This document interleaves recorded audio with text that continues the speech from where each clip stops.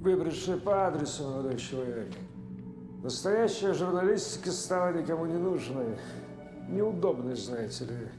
А времена интересные настали. Только мне, старику, есть дело.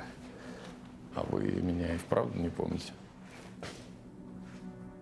За кого вы меня принимаете? Конечно, помню. Вы же поймали чумного доктора.